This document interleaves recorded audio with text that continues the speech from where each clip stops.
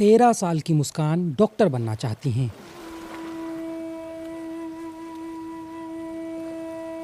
उनका ये सपना हर रोज नदी की लहरों से होकर गुजरता है।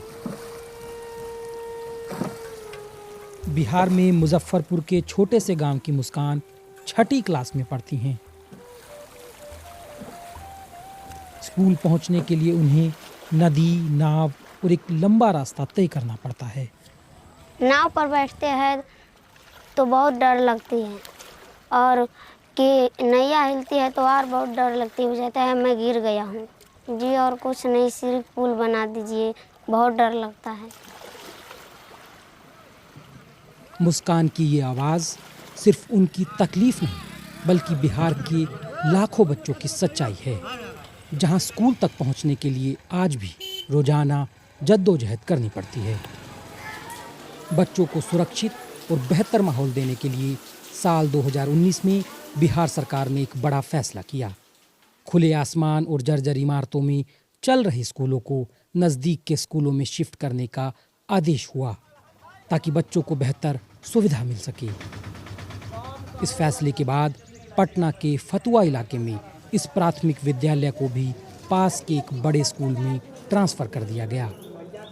वहाँ हमारे 250 बच्चे थे, यहाँ आकर हम लोग 100-150 पर अटक गए हैं। अभी हमारे यहाँ 118 बच्चे हैं। सभी का नामांकन कराना मेरा ही काम है। कुछ बच्चों ने छोड़ भी दिया दूरी की वजह? बहुत सा बच्चा छोड़ दिया सर। आधा बच्चे समझिए दूरी के वजह से ही छोड़ दिए, बीच बीच में नाम लिखा रह गया, टीसी वगैरह भी नहीं ले जा पाए। रसलपुर का ये स्कूल पहले ही करीब 600 बच्चों से भरा था।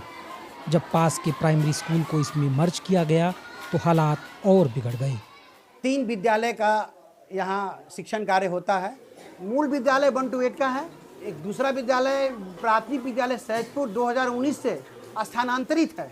और तीसरा है कि हर पंचायत में हाई स्कूल बनने का सरकार का जो प्लान था, उसके तहत इस पंचायत में इसी विद्यालय को अपग्रेड करके उत्क्रमित उच्चतर माध्यमिक विद्यालय अब वहाँ चलता है डे में 9 to 12।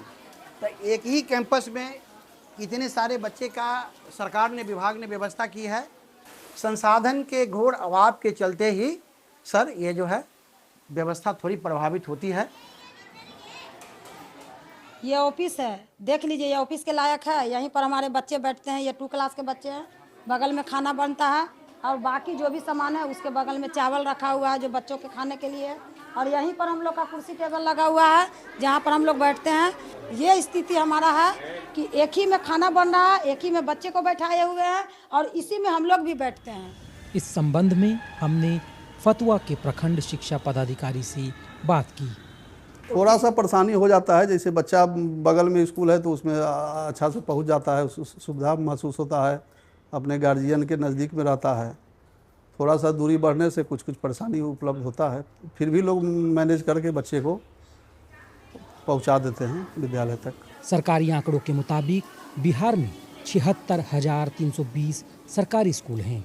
इन स्कूलों में करीब 1,71,00,000 बच्चों को करीब 5,22,000 शिक्षक पढ़ाते हैं। लेकिन हकीकत इससे ज़्यादा गंभीर है।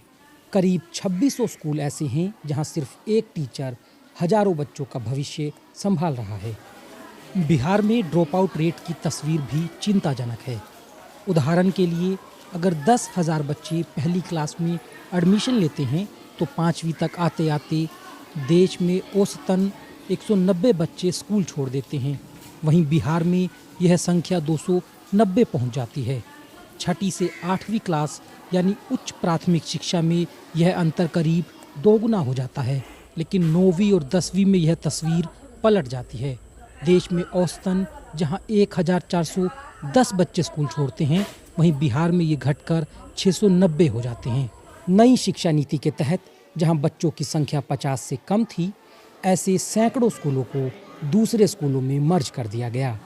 इन स्कूलों की पड़ताल करते हुए हमें कई ऐसे स्कूल मिले जहां इंफ्रास्ट्रक्चर की भारी कमी है।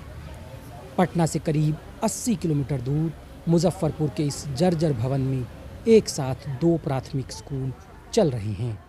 साल 2025-26 में बिहार सरकार के बजट का करीब 21% शिक्षा पर खर्च होता है, जो करीब 60,000 करोड़ रुपए है। लेकिन हालात ये हैं कि मुजफ्फरपुर के अंदर एक स्कूल एक कमरे के अंदर चल रहा है जिसके ऊपर टूटा हुआ टिन है और उसके नीचे बच्चे पढ़ाई कर रहे हैं। इस स्कूल में ना तो कोई टॉयलेट है और ना बच्चों के लिए ज़रूरी बुनियादी सुविधाएं हैं। सरकारी आदेश के बाद प्राथमिक विद्यालय कल्याणी बाड़ी उर्दू को भी इसमें मर्ज कर दिया गया। इसमें अच्छा शिक्षा ही नहीं हुआ आज तक। हम लोग अपने बच्चे हैं, हमारे 10-12 बच्चे हैं, तो वो सब और मोहल्ले समाज का भी है, तो वो सब अगल बगल के स्कूल में ही प्राइवेट स्कूल में लगाते हैं। स्कूल के अंदर हमें करीब 10 छात्र और 8 टीचर बैठे हुए मिले। जब हमने स्कूल के हालात पर टीचरों से बात करनी चाही तो नाराजगी साफ दिखाई दी। आप हमको हमारा काम करने से मत रोकिए। आप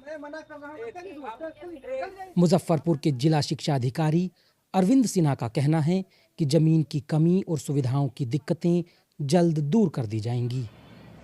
स्कूलों में पढ़ाई लिखाई की गुणवत्ता, ड्रॉप आउट रेट और इंफ्रास्ट्रक्चर की कमी जैसे तमाम सवालों पर हमने राज्य के शिक्षा मंत्री सुनील कुमार, शिक्षा सचिव अजय यादव और दिनेश कुमार से जवाब जानने की कोशिश की, लेकिन उनकी ओर से कोई प्रतिक्रिया नहीं मिली। वहीं बिहार एजुकेशन प्रोजेक्ट काउंसिल के निदेशक मयंक वरवड़े ने बीबीसी को बताया कि फंड की कमी की वजह से कुछ कामों में देरी हो रही है, लेकिन जल्द ही इन समस्याओं का समाधान कर दिया जाएगा। बिहार में सरकारी स्कूलों की स्थिति को समझने के लिए इस रिपोर्ट को देखना बहुत ज़रूरी है। यह रिपोर्ट हमें पटना के A.N. सिन्हा इंस्टीट्यूट की लाइब्रेरी में मिली।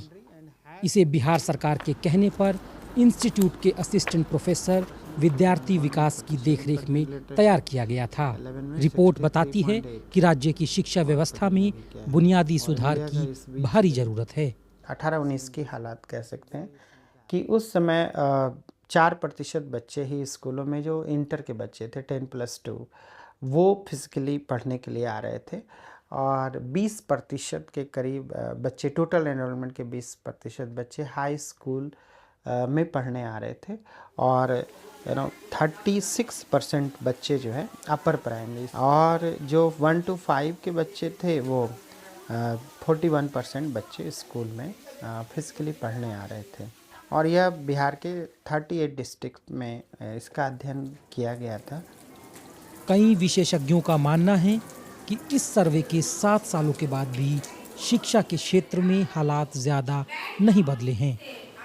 उनका मानना है कि हालात बदलने के लिए ज़मीनी स्तर से आवाज़ उठाना ज़रूरी है।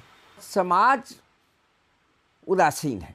शिक्षा के लिए अगर गंभीरता होती तो आंदोलन होते, गांव में पंचायत के स्तर पर लोग जागृत होते तो वो दबाव डालते, डेमोक्रेटिक प्रेशर पड़ता। वह भी नहीं है, तो न ऊपर से प्रशासनिक क्षमता है और न नीचे से डेमोक्रेटिक प्रेशर है।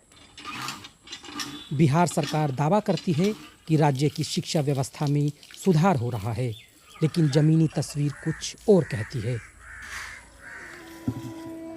मुस्कान हर रोज नाव पकड़कर स्कूल तो पहुंच जाती हैं, लेकिन सवाल यही है कि क्या बिहार की शिक्षा व्यवस्था भी कभी इन लहरों को पार कर पाएगी। प्रभात कुमार के साथ अभिनव गोयल, BBC पटना, बिहार।